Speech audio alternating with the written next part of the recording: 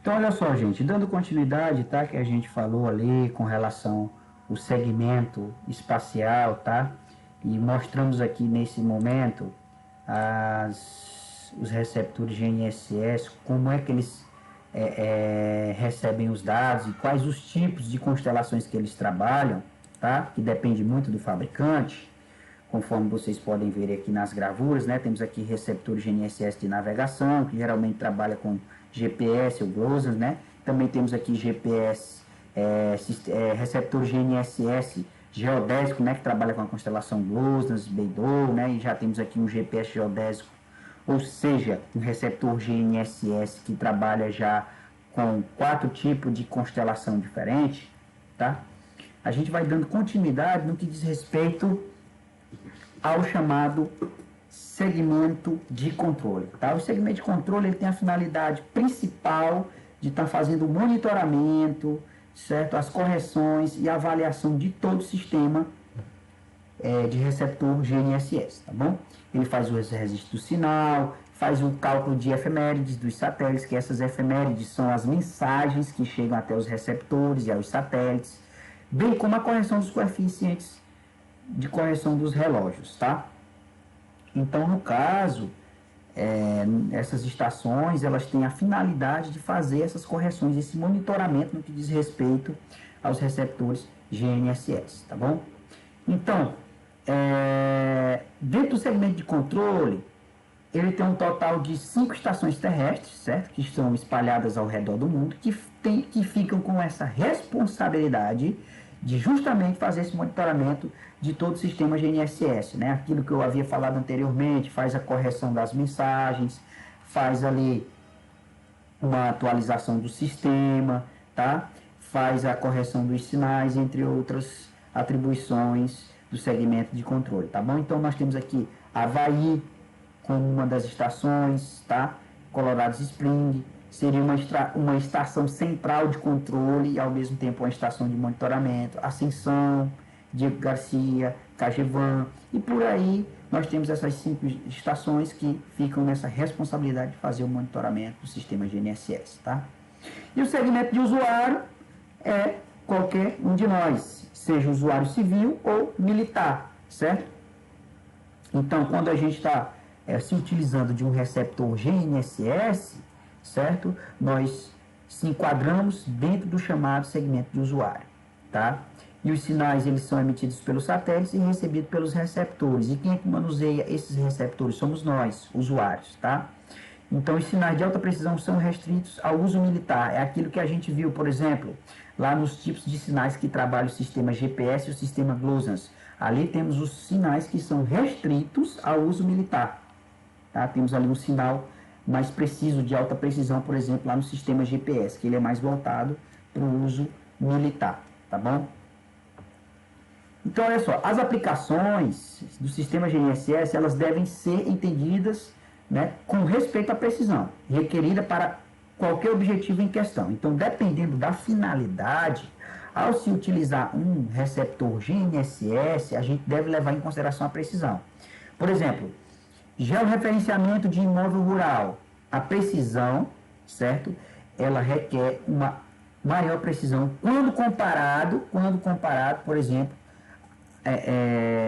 a fazermos algum outro tipo de trabalho, né? No caso, quando a gente vai trabalhar com quando a gente vai trabalhar com georreferenciamento e requer uma precisão na casa de centímetros, tá? Então a gente deve utilizar o chamado GPS geodésico, conforme costuma se falar, GPS geodésico, que é o receptor, tá?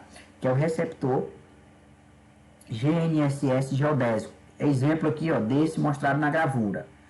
No caso, nós já temos aqui receptores com uma precisão menor, com uma precisão, certo? Com uma precisão não tão boa quando comparado com o GPS geodésico, na verdade. Aqui nós temos os chamados GPS de navegação, são os receptores GNSS de navegação, que esses já trabalham com uma precisão na casa de metros, 2 metros de precisão, 5 metros, enfim, dependendo das circunstâncias.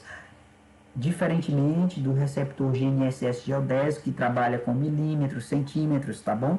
Então, a utilização do receptor GNSS deve estar muito associada à precisão e ao tipo de serviço a ser realizado. Tá bom? Então, aplicações diversas: mapeamento, levantamento topográfico, locação de obras, georreferenciamento, controle de frotas, agricultura de precisão, cadastro. Então, aqui temos uma gama de utilização no que diz respeito a aplicações do sistema GNSS, tá bom? Então, os sistemas GNSS também, eles incidem alguns tipos de erro, que esses erros, por sua vez, afetam diretamente a precisão do sistema, tá? Então, no caso, nós temos a disponibilidade seletiva, né, que isso aqui foi um erro proposital, mas ela já foi extinta em 2000, que esse erro proposital, ele se dava muito, principalmente quando se tinha alguma missão militar, né, então, geralmente, o pessoal, eles colocavam, né, na constelação de satélites, essa SA para dar um erro proposital, né, a disposição geométrica dos satélites também é outra, certo? O multicaminhamento também, o ângulo de elevação dos satélites, a técnica utilizada também é um outro tipo de situação que incide diretamente na precisão do sistema, tá bom?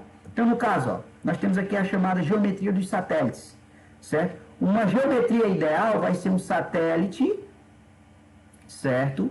No zênite, ou seja, ele centralizado ao zênite e os outros igualmente espaçados em relação àquele satélite que está no centro. Então, aqui nós temos uma situação em que há uma boa precisão.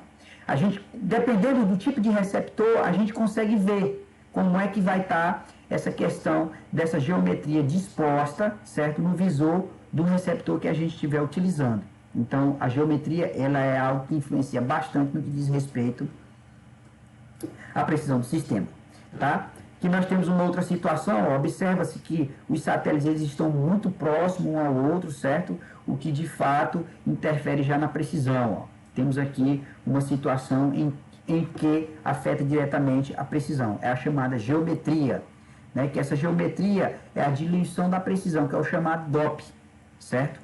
Que ela vai justamente quantificar a influência da distribuição geométrica dos satélites. Esses valores vão ser de 1 a 10, sendo que 1 é o melhor valor e 10 é o pior valor.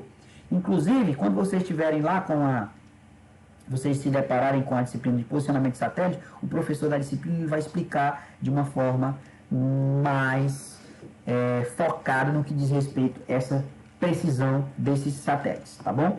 Então, na prática, gente, a gente nunca deve realizar um levantamento com o DOP igual ou superior a 6, né? Isso aí é o chamado DOP, que seria a diminuição da precisão, certo? Então, aqui, quando o receptor GNSS ele me apresenta um DOP menor que 4, está ótimo, entre 4 e 6 é aceitável, entre 6 e 8 compromete o resultado, e maior que 8 é inaceitável, tá bom? E aí nós temos aqui mais uma vez a geometria dos satélites em relação ao DOP, mostrando aí que aqui nessa gravura, nessa ilustração está bom, e aqui nós apresentamos um DOP ruim, tá? No caso também nós temos a questão do multicaminhamento, que é a reflexão do sinal, certo? Que sai do satélite e chega até o receptor em função de superfícies bem próximas. Por exemplo, nós temos aqui dois satélites que estão mandando o sinal para esse receptor GNSS, que no caso é um GPS de navegação, mas o sinal, ele tem as questões de interferência atmosférica e, além disso, também de obstáculos, né? Como o exemplo desses prédios aqui, ilustrado na gravura. Da mesma forma, aqui, nós temos aqui um sinal que ele sai, certo? E aí ele toca nessa superfície aqui, topográfica, e chega até o receptor, tá bom? Da mesma forma aqui, uma outra superfície refletora seria esse prédio aqui ao lado desse receptor que está coletando o sinal que sai do satélite. E também temos as questões dos efeitos da ionosfera, certo? Que isso aqui é em função das ondas de rádio, as ondas de TV, certo? Todo e qualquer tipo de sinal elétrico que existe na atmosfera que interfere diretamente também na recepção do sinal que chega até o receptor, do sinal que sai do satélite e chega até o receptor GNSS. Também os campos eletromagnéticos influenciam na precisão do sistema, tá? Então a gente finaliza aqui, certo?